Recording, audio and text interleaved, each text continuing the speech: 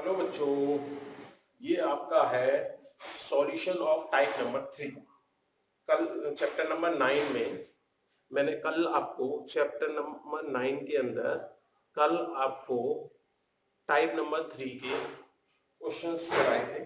साथ में कुछ क्वेश्चंस होमवर्क में दिए थे। अब उनका सॉल्यूशन देखिए। ये हमारा लास्ट टाइप है चैप्टर नंबर 9 का। ठीक है, देखिए सबसे पहले हमने देखा इस टाइप के अंदर हमारे एंगल ऑफ डिप्रेशन वाले सारे क्वेश्चंस आएंगे। कुछ क्वेश्चंस इसमें ऐसे किए जिनमें एंगल ऑफ डिप्रेशन और एंगल ऑफ एलिवेशन एक ही क्वेश्चन के अंदर आता है।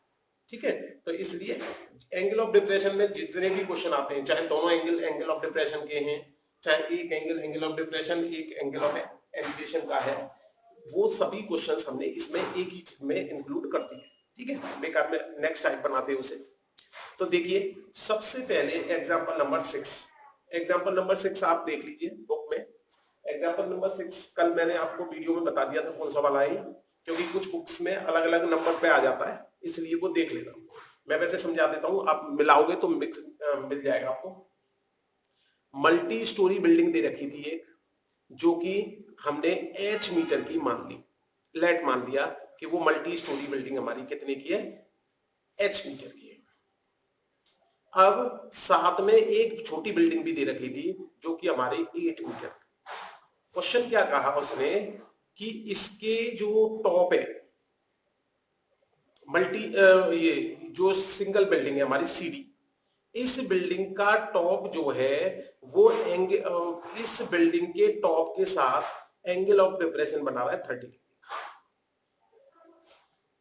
ठीक, और साथ में इसका जो बॉटम है, इसका जो ये हमारी बिल्डिंग है छोटी वाली, इसका जो बॉटम है वो टॉप के साथ बना रहा है एंगल ऑफ डिप्रेशन 45 डिग्री का। ठीक है, तो अब देखिए दोनों की दोनों एंगल ऑफ डिप्रेशन है। तो जब ये देखो, मैंने आपको बताया था यदि दो लाइन पैरेलल है, समांतर है, तो यदि उसमें जेड बन रहा है, जेड जैसा बनना है नहीं बनना, तो ये अपोजिट एंगल्स आपस में क्या हो जाते हैं, बराबर हो जाते हैं। इनको बोलते हैं ऑल्टरनेट इंटीरियर एंगल, अंदर के आंतरिक कोण है, लेकिन कैसे, ऑल्टरनेट है। और ऐसे करके ये उल्टा जेड भी बन जाता है, ऐसा नहीं है कि एक ही जेड बनता हो, ऐसे जेड बन सकता है, ऐसे बन सकता है। इन दोनों केस में ही ऑल्टरनेट इंटीरियर एंगल है। ये दोनों एंगल आपस में बराबर हैं, ये दोनों एंगल आपस में बराबर। तो देखिए जरा इसको, ये जो डॉटेड लाइन हमारी आ रही है, और देखो ये और ये यहां तक जो जा रही है, ये और ये जो है हमारा, ये वाली कंडीशन बन रही है या नहीं बन रही, सीधी चेक करें। देखो ये ऐसे करके ऐसे करके ऐसे करके, तो इसका मतलब ये 30 डिग्री का है, तो ये भी कितने का हो जाएगा हमारा, 30 डिग्री। अब जरा इसे देखो, ये यहां से गया और ये बड़ा यहां तक 45 डिग्री वाला एंगल, और फिर ये ऐसे, ये भी जेड बनना है हमारा, तो 45 का ये है, तो ये 45। अब मैंने कहा क्वेश्चन के अंदर हमेशा ये देखो कितने राइट ट्रायंगल आ रहा है। तो सबसे पहले राइट ट्रायंगल मुझे दिखा A D B, A D B, ये बड़ा वाला दिख गया, छोटा भी दिख सकता था। दोनों में से किसी को पहले ले लो, किसी को बाद में ले लो, कोई फर्क नहीं पड़ता। तो मैंने ले लिया A D B. A D B के अंदर मैंने देखा कि भाई हमारी जो बात हो रही है, एक तो परपेंडिकुलर की बात हो रही है, एक बेस की बात हो रही है। जब बात परपेंडिकुलर और बेस की हो रही है तो हमेशा हमें लगाना है 10। हमने 10 लगा दिया। 10 45 का मतलब हो गया परपेंडिकुलर ए बी, और बेस हो गया हमारा डी बी। ए बी हमें एच दे रखा है, लेट मान लिया था हमने, और डी बी हमने पता नहीं है, इसलिए डी बी को डी बी। तो यहां से हम जब 10 45 की वैल्यू रखेंगे तो 1, तो 1 को 1/1 भी लिख सकते हैं, क्रॉस मल्टीप्लाई करेंगे, ये हमारा निकल गया एक relation H equal to DB। ठीक है बेटा, अब आए हम नेक्स्ट राइट ट्रायंगल पे, जिसका नाम है ACM। देखो ए ये रहा, सी ये रहा, एम ये रहा। ACM में मैंने देखा, ACM के अंदर हमारा एंगल आ रहा है 30। अब एसीएम के अंदर भी एक परपेंडिकुलर की बात हो रही है, एक बेस की बात हो रही है, हाइपोटेन्यूज की तो बात हो ही नहीं रही, इसलिए हमने 10 ले लिया। अब कॉट भी ले सकते थे, ठीक है। तो इसमें हमने देखा एएम। एएम देखो ये पूरा एच है, ये यहां ये 8 है तो ये भी 8 है, तो ये जो बचा कुछ आए वो h माइनस 8 हो जाएगा या नहीं हो जाएगा। dB हमें ऊपर मिल चुका है, dB की वैल्यू ऊपर हमें कितनी मिली है h, तो dB की जगह हम क्या लगा सकते हैं h, क्रॉस मल्टीप्लाई कर दिया, 1030 की वैल्यू और डाल दी है बेटा मैंने, अब सबको पता है 1/√3, क्रॉस मल्टीप्लाई करेंगे तो ये कंडीशन आ गई, ये √3 से h और 8√3। अब देखो ये भी h का टर्म है और h का टर्म है, प्लस माइनस में मैंने कहा है हमेशा लाइक टर्म्स को आपस में प्लस या माइनस कर सकते हैं, ठीक है। तो h वाले टर्म्स को हम इधर लेके आ गए, ये जो प्लस का h है इसको हम इधर ले गए तो माइनस का हो गया, ये माइनस का 8√3 है उसको यहां ले गए तो प्लस, इन दोनों में h कॉमन ले लिया। ऐसा भी कर सकते थे कि हम √3h को इधर लेके आते, तब भी कोई फर्क नहीं पड़ता, आंसर उतना ही आएगा, कोई कैलकुलेशन में कोई ऐसा नहीं है कि बहुत कठिन हो जाएगी। अब इसमें मैंने h कॉमन ले लिया, h के साथ ये मल्टीप्लाई हो रहा है तो हमने डिवाइड कर दिया। अब क्योंकि नीचे इरेशनल नंबर आ रहा है, रूट वाला नंबर जब भी नीचे आए हमेशा क्या कर दो रेशलाइज। रेशलाइज कैसे करते हैं, इसके कंजुगेट से मल्टीप्लाई, यदि माइनस वाला आ रहा है तो प्लस वाले से मल्टीप्लाई कर देते हैं, प्लस वाला आ रहा है तो माइनस वाले से, तो क्योंकि इसमें माइनस वाला आ रहा था इसलिए प्लस वाले से हमने मल्टीप्लाई कर दिया। नीचे देखो a minus B A plus B, A square minus B square हो गया, √3 का स्क्वायर करूंगा तो मेरा कितना आएगा 3, और 1 का स्क्वायर करूंगा 1, 3 में से 1 माइनस किया तो हमारा कितना आ गया 2, 2 से मैंने इस 8 को काट के 4 लिख दिया, 4√3। अगर आप चाहते तो 4√3 से अंदर मल्टीप्लाई करके इसको और सिंपल फॉर्म में लिखना चाहते तो इसको लिख सकते थे √3 हो गया 3 12 और 1 से मल्टीप्लाई होगा। इस फॉर्म में भी इसे सिंपलेस्ट फॉर्म माना जाएगा, इससे भी ज्यादा अच्छी फॉर्म ये वाली मानी जाएगी। यहां पे भी छोड़ दोगे तो ऐसा नहीं है, टीचर जो है आपके मार्क्स कटिंग करेगा। चलिए अब आते हैं हम एग्जांपल नंबर 7 पे, 2 एग्जांपल दिए थे मैंने आपको। देखिए एग्जांपल नंबर 7 क्या कहता है, एंगल ऑफ डिप्रेशन जो है हमारा 30 डिग्री और 45 डिग्री, दोनों एंगल ऑफ डिप्रेशन बना है। ए बी मेरा एक पुल की हाइट है। देखो क्वेश्चन क्या है, पहले क्वेश्चन समझ लो, एनसीईआरटी में देख लेना। सबसे पहले ये जो है हमारा एक व्यक्ति है पुल के ऊपर खड़ा हुआ है, जैसे ब्रिज देखा होगा आपने, ब्रिज के ऊपर खड़ा, ब्रिज से इधर की साइड और इधर की साइड 2 शिप्स को आते हुए देखता है,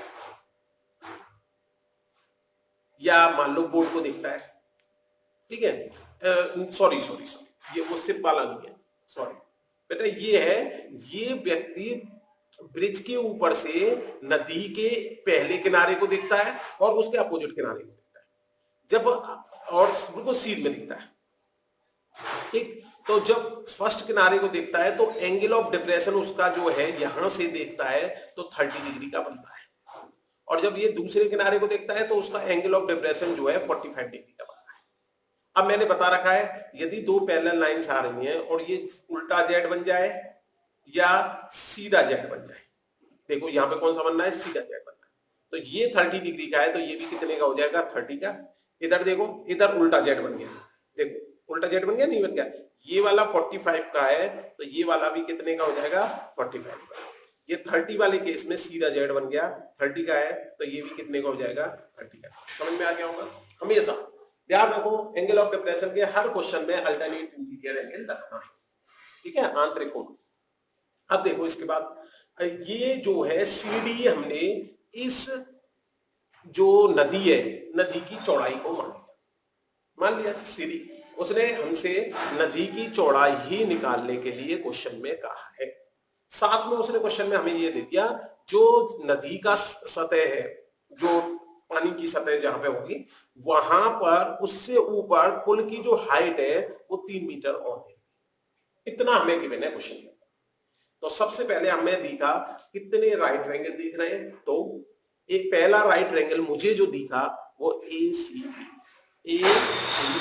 आपको कोई दूसरा भी दिख सकता था, कोई बात नहीं, आप इसको लेके चल देते, कोई फर्क नहीं पड़ता कि किसको पहले लेना है किसको बाद। एंगल्स में कोई फर्क नहीं पड़ता कि किस एंगल को पहले लेना है, किस एंगल को क्या नाम रखना है। यदि क्वेश्चन के अंदर उसने ये बता रखा है कि इस एंगल को 90 डिग्री लेना है तो उसकी बात मान जाओ, उसे तो 90 लेना ही है। बाकी के दोनों को किसी को कहीं पे ले।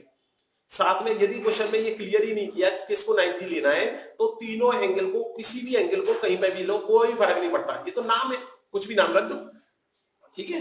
ये फिक्स नहीं है कि ए को ये हमेशा यही लेना है, बी को हमेशा ये लेना है, सी को इधर लेना है। भाई कभी आपने देखा होगा मैंने ए बी इसको ले लिया, कभी हो सकता है मैं सबसे पहले बिल्डिंग को सी डी ले लेता हूं, पी क्यू ले लेता हूं, इससे कोई फर्क थोड़ी पड़ता है। चलिए एंगल 10-30 डिग्री जो है हमारा लगाया इसमें एसीबी में, तो 10-30 हमारा, क्योंकि बात परपेंडिकुलर और बेस की हो रही है, तो परपेंडिकुलर 3 हो गया हमारा और बेस हमारा हो गया 20। देखो सी बी को मैंने बीसी लिख दिया, मैंने बता रखा है आपको साइड में बीसी साइड की लेंथ और सीबी साइड की लेंथ आपस में बराबर होगी। बीसी, बी से सी पे गए, बीसी का मतलब क्या हो गया, बी से सी पे गए और सी से बी पे गए, क्या इन दोनों की लेंथ में कोई अंतर आ सकता है? नहीं आ सकता, इसलिए सेम होती है। चलिए 10-30 की वैल्यू रख दी मैंने, क्रॉस मल्टीप्लाई कर दिया, इससे मेरी बीसी की वैल्यू आ गई। सिमिलरली मैंने ए बी डी ट्रायंगल के अंदर इसमें एंगल आ रहा है 45, और क्योंकि बात हमारी परपेंडिकुलर और बेस की होनी है, तो इसलिए हमने इसमें भी क्या लगा दिया, 10, और भी लगा सकते थे। अब ये 3 दे रखा है, ये पता नहीं है, तो हमने 10-45 की वैल्यू रख दी, क्रॉस मल्टीप्लाई किया, हमारी बीडी। अब आप ये सोचो बीडी आ गया, बीसी आ गया, तो क्या हम सीडी नहीं निकाल सकते? दोनों को जोड़ दो भाई, ये पता है, ये पता है, तो दोनों को जोड़ के बीडी सीडी आ जाएगा, नहीं आ जाएगा? काम खत्म।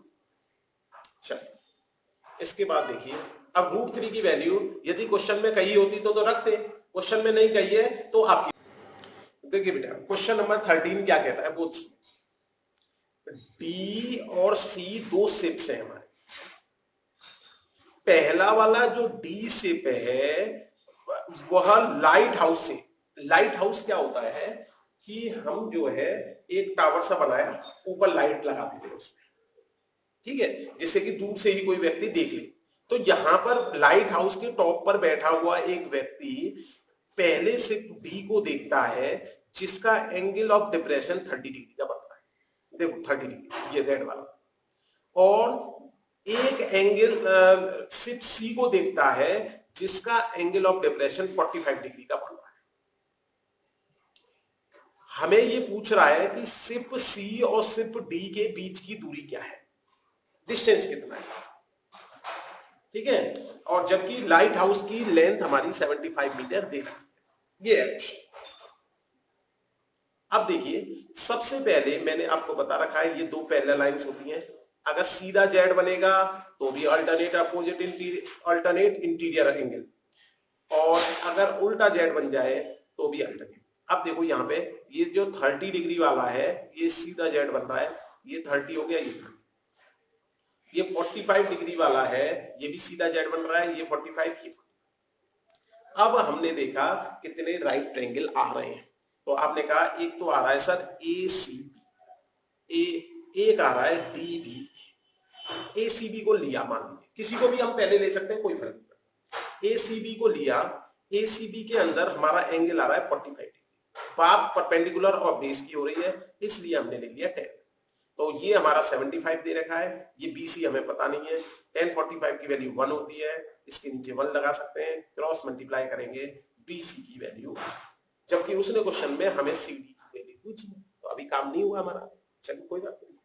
अभी डी बी ए ट्रायंगल और ले सकते हैं हम, डी बी ए ट्रायंगल लिया, इसमें एंगल बन रहा है 30, क्योंकि बात परपेंडिकुलर और बेस की होनी है, इसलिए हमने ले लिया 10। ये तो हमारा परपेंडिकुलर तो 75 है ही है। अब बेस इस बार केस में x ये वाला मान रखा है हमने, और ये हमारा BC हमारा निकल गया है जो 75 है, तो इसे लिख सकते हैं x + 75, क्योंकि BC हमारा कितना आ चुका है 75। अब हमने √10-30 की वैल्यू रख दी 1/√3, क्रॉस मल्टीप्लाई किया, x + 75 ऊपर आ गया, √3 से ये मल्टीप्लाई हो गया, ये जो नंबर है इसको इधर भेज दिया, माइनस का हो गया, 75 दोनों में कॉमन आ गया, वो x की ही value distance between two ships निकलवा रहा था, निकल खत्म। Thank you.